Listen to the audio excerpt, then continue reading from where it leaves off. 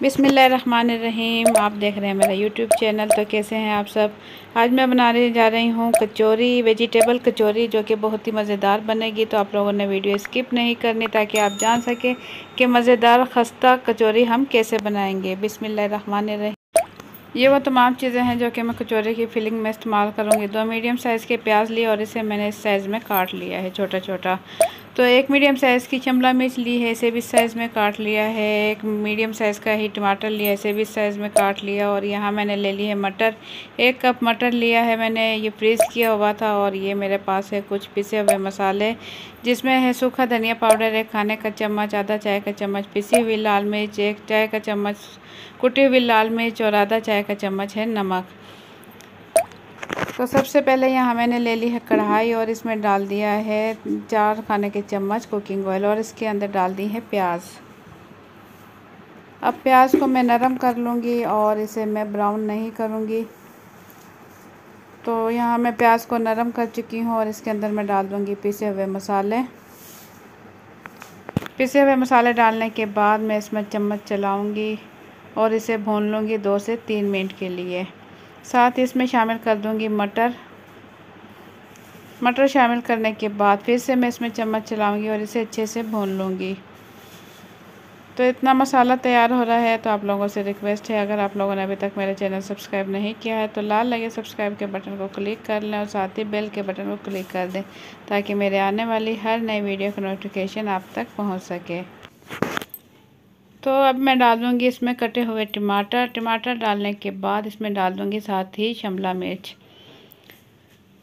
तो शिमला मिर्च और टमाटर डालने के बाद इसमें मैं चम्मच चलाऊंगी और भून लूँगी इसे मैं अच्छे से और फिर ढक्कन ढककर पकाऊंगी 2 से 3 मिनट के लिए। तो यहाँ आप देख सकते हैं 2 से 3 मिनट गुजरने के बाद पानी इसका खुश्क हो चुका है और मटर अच्छे से गल चुका है। मैं तोड़कर आपको दिखाऊँगी।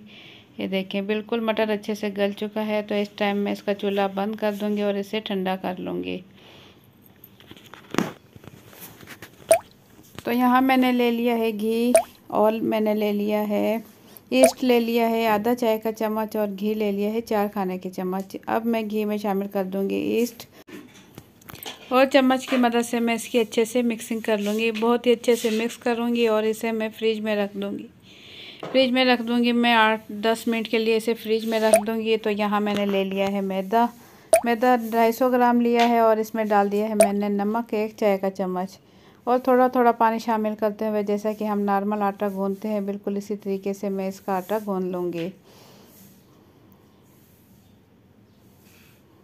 पानी थोड़ा थोड़ा शामिल करूँगी ताकि एकदम से आटा पतला ना हो जाए। ये देखें, इस तरीके से मैं इसे गूंथ लूँगी।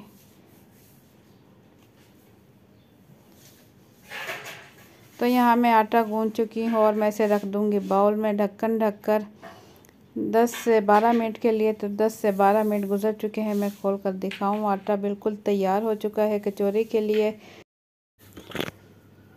तो अब मैं आटे के छोटे छोटे पेड़े बना लूँगी जिससे मैं बनाऊँगी कचौरी।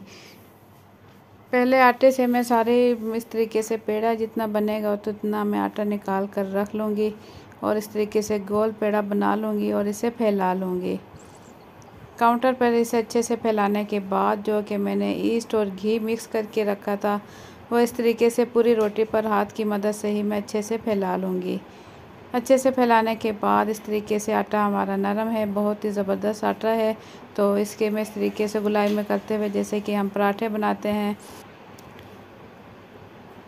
तो वैसी तरीके से मैं गोल गोल पेड़े बना चुकी हूँ तमाम। ये देखें, 7 अदद हमारी कचौरी के पेड़े तैयार हो चुके हैं। और फिर से मैं दोनों हाथों की मदद से इसे हल्का सा फैला लूँगी और इसके ऊपर मैं रख दूँगी मिक्सचर जो कि इसकी फिलिंग के लिए तैयार किया है। वह मिक्सचर इसके ऊपर रख दूँगी मैं 1 खाने का चम्मच, या आप कम ज़्यादा भी रख सकते हैं। ये देखें, इस तरीके से हाथों की मदद से ही फिर से मैं इसे इकट्ठा करूँगी और इसकी जैसे कचौरी शेप होती है इसी तरीके से इसे बना लूँगी। बाज़ार से जो कचौरी मिलती है वो इसी टाइप की होती है, जैसे कि प्याज की शेप होती है। इस तरीके से मैं तमाम कचौरियाँ तैयार कर लूँगी। तो कचौरी तैयार करने के बाद यहाँ मैंने कुकिंग ऑयल चूल्हे पर रख दिया था और अच्छे से गर्म है। अब इसकी फ्लेम बिल्कुल लो कर दूँगी और लो फ्लेम पर अब मैं इसे पकाऊँगी। अगर आपको कचौरी खस्ता चाहिए तो उसके लिए ये एक ट्रिक है कि इसे तेज़ आंच पर या मीडियम आंच पर हम नहीं पकाएंगे, बिल्कुल लो आंच पर पकाएंगे तो टाइम थोड़ा लगेगा, लेकिन ये है कि कचौरी बहुत ही मज़ेदार और खस्ता बनेगी। तो तकरीबन 7 से 8 मिनट एक साइड पर मैं कचौरी पकाऊंगी और दूसरी साइड पर इतने ही टाइम पर 7 से 8 मिनट तक तकरीबन मैं पकाऊंगी। तो इससे हमारी कचौरी बहुत ही खस्ता और मज़ेदार बनेगी। तो एक साइड फ्राई होने के बाद मैं इसकी साइड करूंगी चेंज और दूसरी साइड से मैं इसे फ्राई कर लूँगी। ये देखें, ऑयल देखकर आप अंदाज़ा लगा सकते हैं कि घी की चूल्हे की जो फ्लेम है वह बिल्कुल लो की हुई है मैंने। ये देखें, अब ये तकरीबन आधी पक चुकी हैं। अब थोड़ी और गोल्डन होने तक मैं इसे पकाऊंगी ताकि ये मज़ीद खस्ता हो जाए। तो यहाँ तमाम कचौरियाँ मैं पका कर तैयार कर चुकी हूँ। देखने में भी आपको पता चल रहा होगा कि कचौरियाँ कितनी खस्ता बनी हैं, बहुत ही मज़ेदार बनी हैं। तो मैं तोड़ कर भी आपको दिखाऊंगी कि कितनी ज़बरदस्त कचौरी हमारी तैयार हुई है।